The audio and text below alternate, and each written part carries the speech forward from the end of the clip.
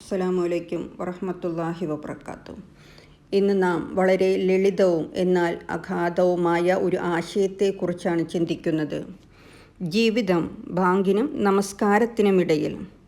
ഇതൊരു ഹദീസല്ല, എന്നാൽ ഇതിൻ്റെ ആശയം നമ്മുടെ ജീവിതത്തിൻ്റെ യാഥാർത്ഥ്യത്തെയും ഇസ്ലാമിക തത്വങ്ങളെയും വളരെ സൂക്ഷ്മമായി വരച്ചുകാട്ടുന്നു. ജനനവും മരണവും. നിയന്ത്രണങ്ങൾക്കപ്പുറം നമ്മൾ ഓരോരുത്തരുടെയും ജനനം നമ്മുടെ നിയന്ത്രണത്തിലായിരുന്നില്ല. നമ്മൾ ആഗ്രഹിച്ചതുകൊണ്ടോ തീരുമാനിച്ചതുകൊണ്ടോ അല്ല ഈ ലോകത്തേക്ക് വന്നത്.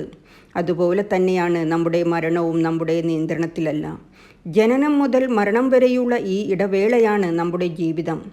ഒന്ന് ചിന്തിച്ചു നോക്കിയാൽ, ഒരു കുഞ്ഞ് ജനിക്കുമ്പോൾ ആദ്യം കേൾക്കുന്നത് ബാങ്കിൻ്റെ ശബ്ദമാണ്.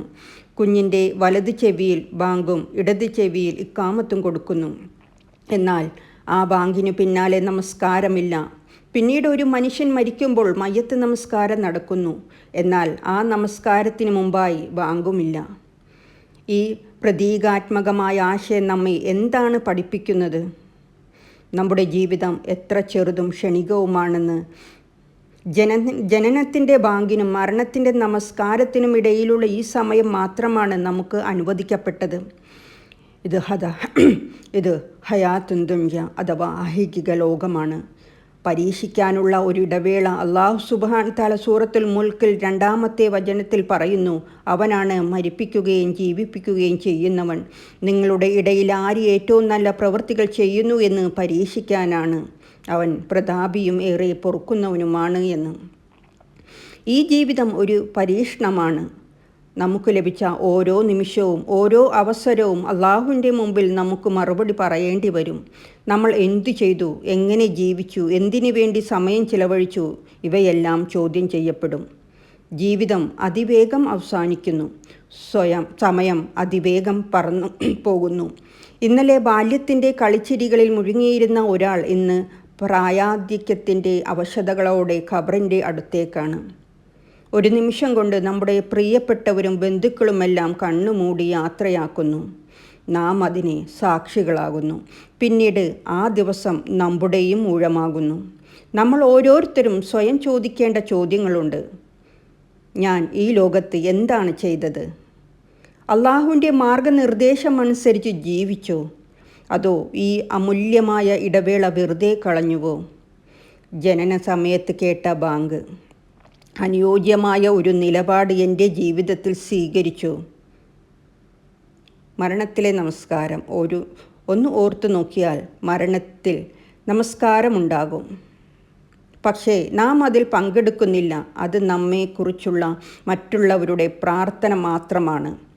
പാപങ്ങൾക്ക് മാപ്പ് ചോദിക്കാനും അവസരങ്ങൾ ഉപയോഗപ്പെടുത്തുവാനുമുള്ള നമ്മുടെ സമയം അതോടെ അവസാനിച്ചു.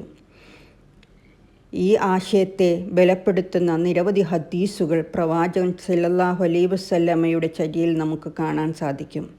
നബി സല്ലല്ലാഹു അലൈഹി വസല്ലമ പറഞ്ഞു, ഈ ലോകത്ത് ഒരു വഴിയാത്രക്കാരനെ പോലെയോ ഒരു സഞ്ചാരിയെപ്പോലെയോ ആയിരിക്കുക എന്ന് ബുഖാരിയിൽ കാണാൻ സാധിക്കും.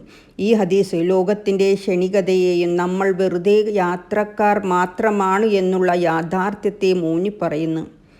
നമ്മൾ താൽക്കാലികമായി താമസിക്കുന്ന ഒരു ഇടം മാത്രമാണിത്. നബി സല്ലല്ലാഹു അലൈഹി വസല്ലമ ഒരു മയ്യത്ത് കടന്നു പോകുമ്പോൾ പറഞ്ഞു, ഒന്നുകിൽ അവൻ നന്മകൾ ചെയ്തതിൻ്റെ പേരിൽ ആശ്വാസം നേടി, അല്ലെങ്കിൽ തിന്മകൾ ചെയ്തതിൻ്റെ പേരിൽ അവനിൽ നിന്നും ആശ്വാസം നേടപ്പെട്ടു. ബുഖാരി, മുസ്ലിം. മരണശേഷം ഒരു വ്യക്തിയുടെ അവസ്ഥയെക്കുറിച്ചുള്ള ഈ ഹദീസ് നമ്മുടെ ജീവിതം എങ്ങനെ ഉപയോഗിച്ചു എന്നതിനെ ആശ്രയിച്ച് നമ്മുടെ അന്ത്യം എങ്ങനെ ഉണ്ടാകുമെന്നതിൻ്റെ പ്രാധാന്യത്തെ ഓർമ്മിപ്പിക്കുന്നു. പ്രവാചകൻ സല്ലല്ലാഹു അലൈഹി വസല്ലമ തൻ്റെ അനുചാരികളെ നിരന്തരം പരലോകത്തെക്കുറിച്ച് ഓർമ്മിപ്പിക്കാറുണ്ടായിരുന്നു. അദ്ദേഹം ഖബറിടങ്ങളിൽ സന്ദർശിക്കാനും മരണത്തെ ഓർക്കാനും പ്രോത്സാഹിപ്പിച്ചു. ഇന്ന് നമ്മെ ജീവിതത്തിൻ്റെ ലക്ഷ്യത്തെക്കുറിച്ച് ബോധവാന്മാരാകാൻ വേണ്ടിയായിരുന്നു അത്. ഖലീഫ ഉമർ ഇബ്നു ഖത്താബ് റളിയല്ലാഹു പറഞ്ഞിട്ടുണ്ട്, നിങ്ങൾ മരിക്കുന്നതിന് മുമ്പ് സ്വയം വിചാരണ ചെയ്യുക. മഹത്തായ ഒരു വിചാരണയുടെ നാളിൽ അള്ളാഹുവിൻ്റെ മുമ്പിൽ വഷളാകുന്നതിന് മുമ്പ് നിങ്ങളുടെ പ്രവൃത്തികൾ തയ്യാറെടുക്കുക. ഈ വാക്കുകൾ ജീവിതത്തിലെ ഓരോ നിമിഷവും നാം പരലോകത്തിനു വേണ്ടി എങ്ങനെ ഉപയോഗിക്കണം എന്നതിൻ്റെ പ്രാധാന്യം വിളിച്ചേന്തുന്നു. നമസ്കാരം ജീവിതശൈലിയാകുമ്പോൾ